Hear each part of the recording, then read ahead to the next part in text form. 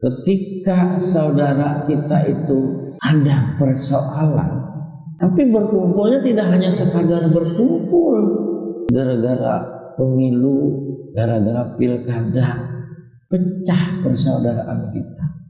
Padahal yang didukung sama orang Islam pula. Kita sebagai manusia yang diciptakan Allah itu memang sudah terjadi perbedaan. Bismillahirrahmanirrahim. Assalamualaikum warahmatullahi wabarakatuh. Jemaah yang dirahmati oleh Allah Subhanahu wa taala, kita mungkin sering mendengar ayat-ayat yang dibacakan oleh para ustadz tentang ayat-ayat persaudaraan, tentang ayat-ayat manusia. Misalkan dalam surah Al-Hujurat ayat 10 Allah berfirman, innamal mu'minuna ikhwah fa aslihu baina akhawaykum wattaqullaha la'allakum turhamun.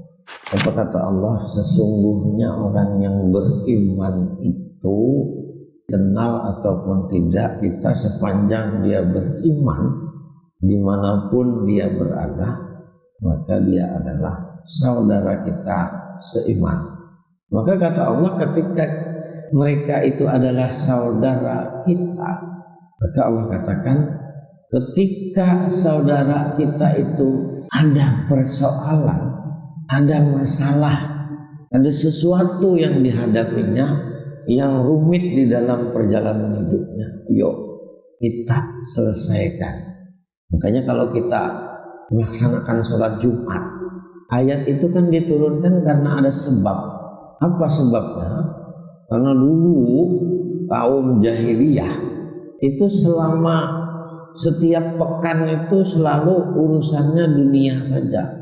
Yang berdagang teruslah berdagang. Kemudian ada yang menjadi pujangga, terus dia kemana-mana, ke lembah, ke gunung mencari tulisan-tulisan atau kalimat-kalimat yang terbaik. Begitu pula yang lainnya, ada yang jadi dukun, ada yang jadi tukang sihir, mencari bagaimana mantra-mantra, bagaimana doa-doa, bacaan-bacaan, kayak apa bisa menyihir. Dalam 5 hari itu mereka terus melakukan itu sampai dengan hari Kamis, dan di hari yang ke-6 pada saat itu kaum jahiliyah tidak menyebutkannya Yaumul Jumat, tapi menyebutkannya Yaumul Arubah, hari di mana mereka berbangga diri, ingin memamerkan apa yang sudah mereka dapat dalam selama 5 hari. Di tempat-tempat ramai, di pasar gitu. Yang kekayaannya paling banyak maka disebutlah dia hartawan, yang kekayaannya luar biasa gitu ya. Kemudian bagi yang penyair yang terbaik nanti akan dituliskan dengan tinta emas, taruh di dinding Ka'bah. Begitu pula para dukun, para tukang sihir, mereka akan dijadikan orang-orang yang dihormati. Maka Allah ingin mempersatukan. Itu terjadi sampai dengan Rasul pun dilahirkan dan menjadi Nabi dan Rasul. Maka ketika Rasul mulai ingin melakukan hijrah, maka turunlah surah ke-62 Al-Jumu'ah ayat 9. Jadi Allah ingin menyatukan kita dalam satu tempat yang mulia. Apa kata Allah? Ya ayyuhallazina amanu idza nudiya lis-shalah min yaumil jum'ah fas'au ila dzikrillah wa dzarul bait. Hai orang yang beriman yang berada dalam satu ikatan persaudaraan, kekuatan, keyakinan bahwa Allah adalah Tuhanmu. Ayo, tempatmu bukan di pasar, tempatmu bukan di tempat-tempat ramai ingin membanggakan hasil karyamu. Aku ingin menyatukanmu dalam tempat yang mulia, kata Allah, yaitu berkumpul di masjid. Tinggalkan urusan dunia, tinggalkan hal-hal yang membuatmu lupa. Maka ayo berkumpul di masjid Allah, di rumah-rumah Allah. Tapi berkumpulnya tidak hanya sekadar berkumpul, Yang dinamakan Yaumil Jum'ah itu tidak hanya sekedar berkumpul, tapi berkumpul yang punya makna, seperti halnya kita saat ini. Maka ketika berkumpul di hari Jumat itu tidak ada persoalan yang tidak diselesaikan. Ini terkadang kita duduk di hari Jumat, kita nggak ngerti siapa kiri kanan kita, belakang muka kita. Adakah persoalan yang mereka hadapi? Padahal Allah katakan kita ini innamal mu'minuna ikhwah, bersaudara.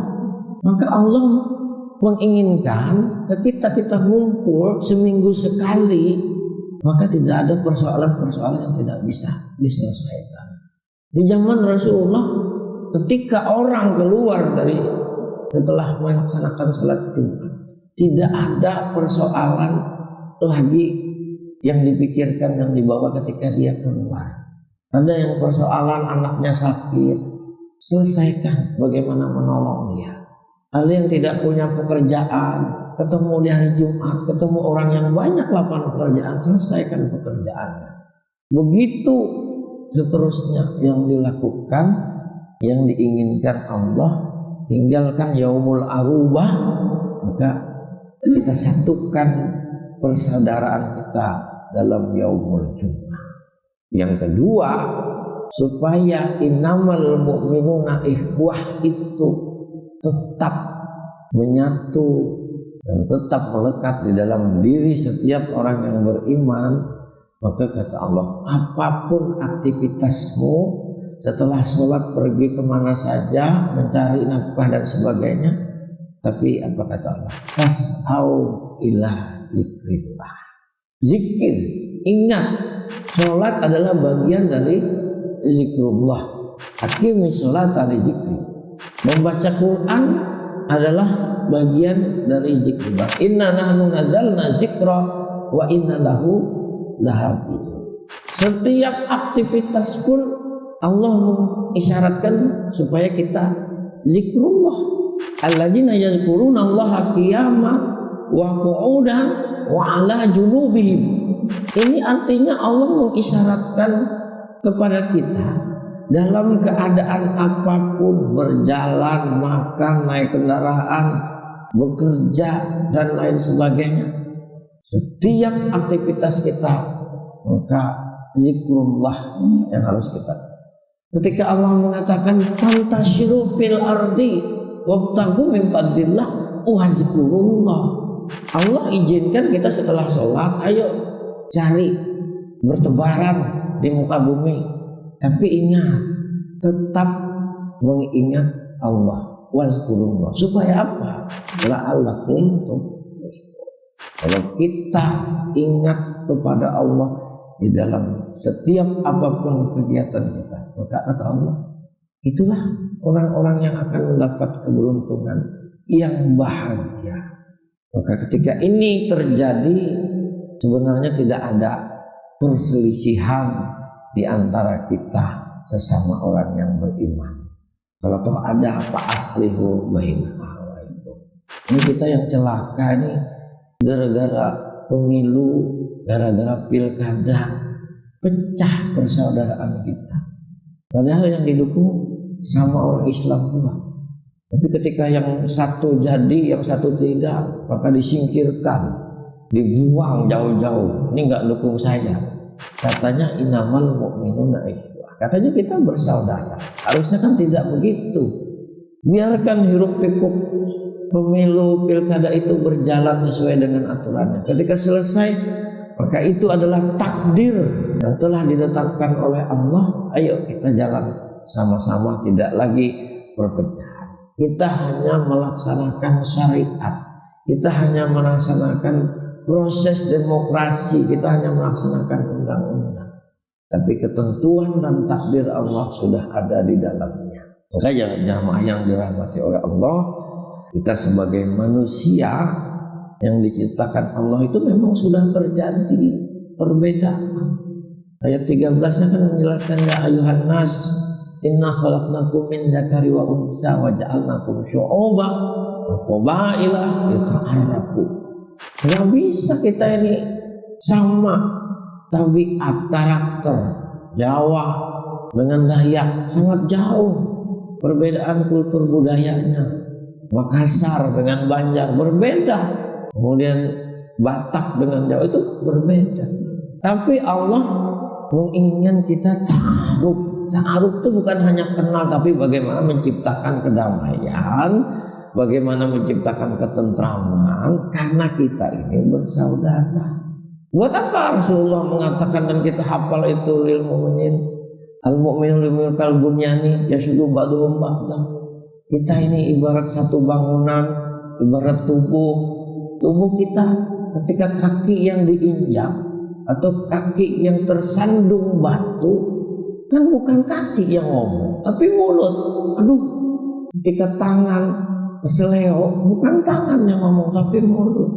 Itulah ba'duhum ba'du. Itulah persaudaraan kita yang ketika terdapat persoalan di antara kita sesama orang-orang muslim dan yang beriman, maka itu adalah kewajiban kita untuk menyelesaikannya. Maka Allah mengatakan, wal asri innal insana lafi khusr illa alladziina aamanu wa 'amilus sholihat wa tawashaw bil haqq wa tawashaw bis sabr. Itulah kebahagiaan dan keberuntungan kita ketika kita bisa dan mampu menyelesaikan persoalan-persoalan di antara kita. Kita berharap nanti kita yang hadir di sini kita akan bersama-sama di surganya Allah. Kalau toh tidak ada salah satu di antara kita, maka cari, minta dengan Allah, mana saudara saya.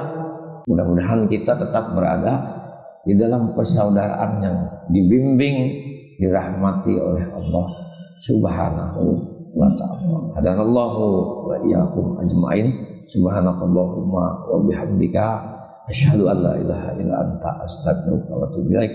Assalamualaikum warahmatullahi wabarakatuh.